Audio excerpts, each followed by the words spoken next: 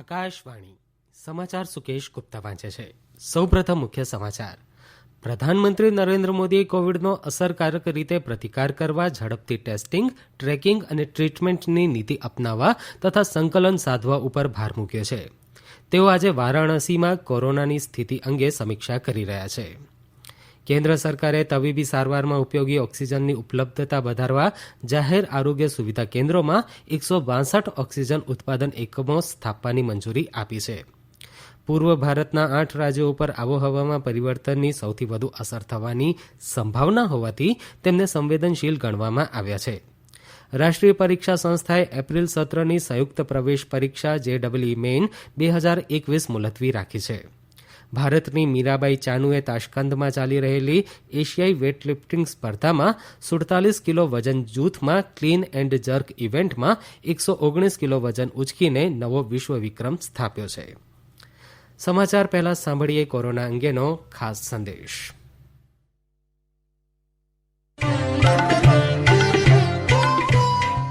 કોવિડના દર્દીઓ વધી રહ્યા છે, એટલે તમામ શ્રોતાઓને અપીલ છે કે તેને હળવાશથી ના લો. સલામતીના તમામ પગલાં અનુસરો અને 45 વર્ષથી ઉપરના બધા જ લોકો રસી લઈને સુરક્ષિત રહો. કોવિડથી બચવા માટે માસ્ક પહેરો, 2 ગજનું સલામત અંતર રાખો તથા હાથ અને મોં સાફ રાખો.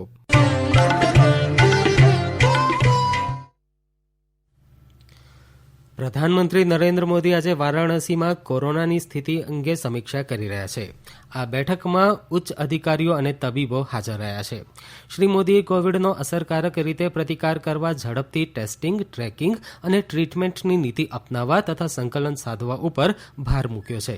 ગઈકાલે કોવિડની પરિસ્થિતિની ઉચ્ચ સ્તરીય સમીક્ષા બેઠકમાં તેમણે દવા અને ઉપકરણોની ઉપલબ્ધતા, ઓક્સિજન, વેન્ટિલેટર તથા રસીકરણની કામગીરીની સમીક્ષા કરી હતી. તેમણે કહ્યું કે કોવિડના કારણે થતા મૃત્યુનું પ્રમાણ ઘટાડવામાં વહેલી તકે કરાયેલ પરીક્ષણ ઉપયોગી નીવડશે.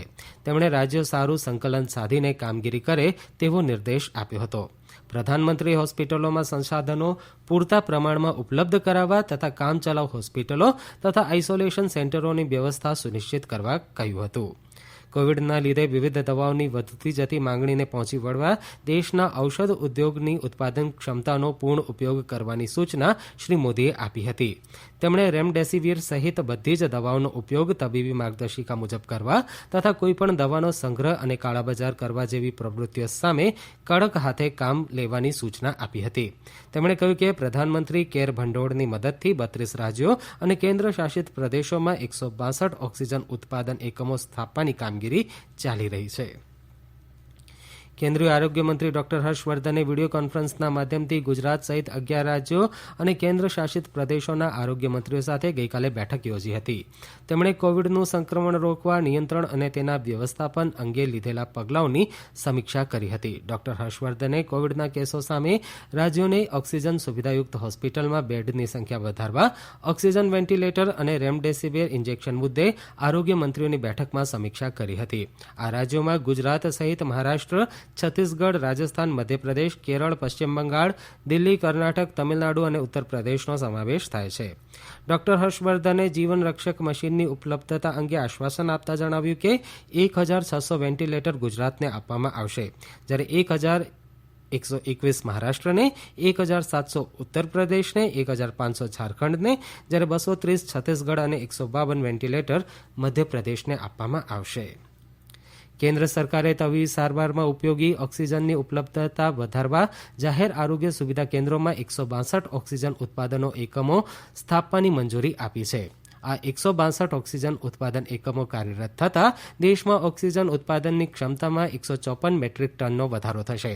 આ પૈકી 33 ઓક્સિજન ઉત્પાદન એકમો સ્થાપવામાં આવ્યા છે, જેમાં 5 મધ્યપ્રદેશમાં, 4 હિમાચલ પ્રદેશમાં, એવી જ રીતે ગુજરાત, ચંદીગઢ અને ઉત્તરાખંડ દરેકમાં 3, બિહાર, કર્ણાટક અને તેલંગાણામાં દરેકમાં 2, જ્યારે આંધ્રપ્રદેશ, છત્તીસગઢ, દિલ્હી, હરિયાણા, કેરળ, મહારાષ્ટ્ર, પુદુચેરી, પંજાબ અને ઉત્તર પ્રદેશમાં દરેકમાં 1 ઓક્સિજન એકમ સ્થાપવામાં આવ્યું છે.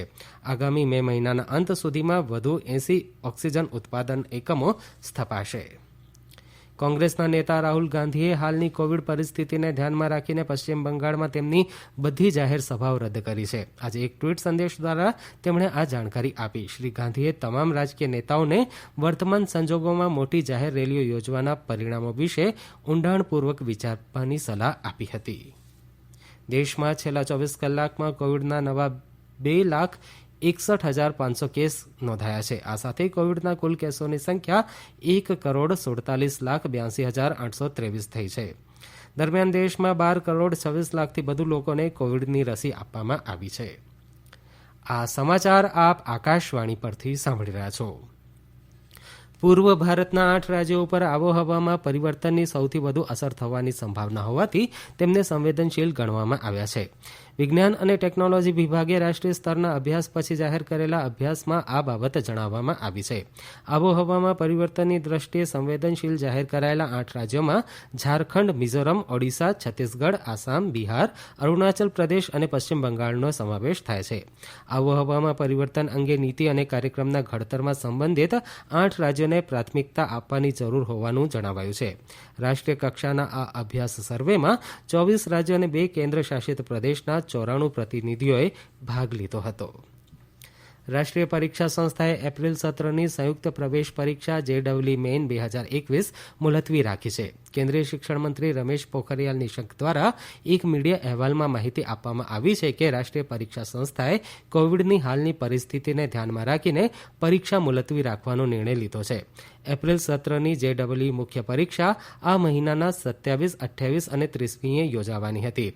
રાષ્ટ્રીય પરીક્ષા સંસ્થાએ કહ્યું છે કે પરીક્ષા માટેની નવી તારીખોની જાહેરાત પછીથી કરવામાં આવશે. પરીક્ષાઓ પહેલા ઓછામાં ઓછા 15 દિવસ પૂર્વ સૂચના આપવામાં આવશે. દેશમાં એન્જિનિયરિંગ કારકિર્દી માટે અગત્યની ગણાતી JEE મેઇન પરીક્ષા આ વર્ષે 4 સત્રમાં લેવામાં આવી રહી છે. આમાંથી 2 સત્ર ફેબ્રુઆરી અને માર્ચમાં પૂર્ણ થઈ ચૂક્યા છે. ઉપરાષ્ટ્રપતિ વેંકૈયા નાયડુએ મહાન સમાજ સુધારક અને સંત શ્રી રામાનુજાચાર્યજીને તેમની જયંતિ નિમિત્તે શ્રદ્ધાંજલિ આપી છે. શ્રી નાયડુએ કહ્યું કે રામાનુજાચાર્યજી વેદાંત અને વૈષ્ણવ સંપ્રદાયના મહાન પ્રચારક હતા. તેમણે સાર્વત્રિક ભાઈચારાનો સંદેશ પણ આપ્યો હતો. વિદેશમંત્રી એસ જયશંકરે અફઘાનિસ્તાનના વિદેશમંત્રી મહંમદ હનીફ અતમાર સાથે ટેલિફોન ઉપર અફઘાનિસ્તાનમાં તાજેતરના ઘટનાક્રમ વિશે વાતચીત કરી હતી. બંને મંત્રીઓએ અમેરિકા અને સાથી દેશો દ્વારા તેમના સૈનિકોને અફઘાનિસ્તાનમાંથી પાછા બોલાવ્યા પછીની પરિસ્થિતિ, અફઘાનિસ્તાન શાંતિ મંત્રણામાં પાડોશી દેશોની ભૂમિકા અને પાડોશી દેશો સાથે સહકાર વધારવાના મુદ્દે સઘન ચર્ચા વિચારણા કરી છે. રાષ્ટ્રીય તપાસ સંસ્થા NIA દ્વારા માઓવાદી સંગઠન પીપલ્સ લિબરેશન ગુરીલા આર્મીના સભ્ય અને નક્સલ આગેવાનના માંડવી હિતવા માટે 7 લાખ રૂપિયાનો પુરસ્કાર જાહેર કર્યો છે. એપ્રિલ મહિનાના આરંભમાં સુકમા બીજાપુર સરહદ નજીક સલામતી દળો ઉપર થયેલા હુમલા માટે પીપલ્સ લિબરેશન ગુરીલા આર્મીને જવાબદાર ગણવામાં આવે છે. નક્સલવાદીઓના આ હુમલામાં સલામતી દળના 22 જવાનો શહીદ થયા હતા. ભારતની મીરાબાઈ ચાનુએ તાશ્કંદમાં ચાલી રહેલી એશિયાઈ વેટલિફ્ટિંગ સ્પર્ધામાં 47 કિલો વજન જૂથમાં ક્લીન એન્ડ જર્ક ઇવેન્ટમાં 119 કિલો વજન ઉચકીને નવો વિશ્વ વિક્રમ સ્થાપ્યો છે. 26 વર્ષની ચાનુએ સ્નેચ ઇવેન્ટમાં 86 કિલો તથા ક્લીન એન્ડ જર્કમાં 119 કિલો વજન ઉચક્યું હતું. આ ઇવેન્ટમાં ચાનુને કાંસ્ય ચંદ્રક મળ્યો છે. બાંગ્લાદેશમાં છેલ્લા 4 દિવસથી લોકડાઉન અમલમાં છે, ત્યારે ગઈકાલે સતત બીજા દિવસે કોવિડના લીધે 101 મૃત્યુ થયા છે. આ સાથે જ બાંગ્લાદેશમાં કોવિડના લીધે મૃત્યુ પામનારનો આંક વધીને 10,283 થયો છે. ગઈકાલે કોવિડના નવા 3,743 કેસ નોંધાતા કોવિડના કુલ કેસોની સંખ્યા 7,11,000થી વધુ થઈ છે. અંતમાં મુખ્ય સમાચાર ફરી એકવાર. પ્રધાનમંત્રી નરેન્દ્ર મોદીએ કોવિડનો અસરકારક રીતે પ્રતિકાર કરવા ઝડપથી ટેસ્ટિંગ, ટ્રેકિંગ અને ટ્રીટમેન્ટની નીતિ અપનાવવા તથા સંકલન સાધવા ઉપર ભાર મૂક્યો છે. તેઓ આજે વારાણસીમાં કોરોનાની સ્થિતિ અંગે સમીક્ષા કરી રહ્યા છે. કેન્દ્ર સરકારે તબીબી સારવારમાં ઉપયોગી ઓક્સિજનની ઉપલબ્ધતા વધારવા જાહેર આરોગ્ય સુવિધા કેન્દ્રોમાં 162 ઓક્સિજન ઉત્પાદન એકમો સ્થાપવાની મંજૂરી આપી છે. પૂર્વ ભારતના 8 રાજ્યો ઉપર આબોહવામાં પરિવર્તનની સૌથી વધુ અસર થવાની સંભાવના હોવાથી તેમને સંવેદનશીલ ગણવામાં આવ્યા છે.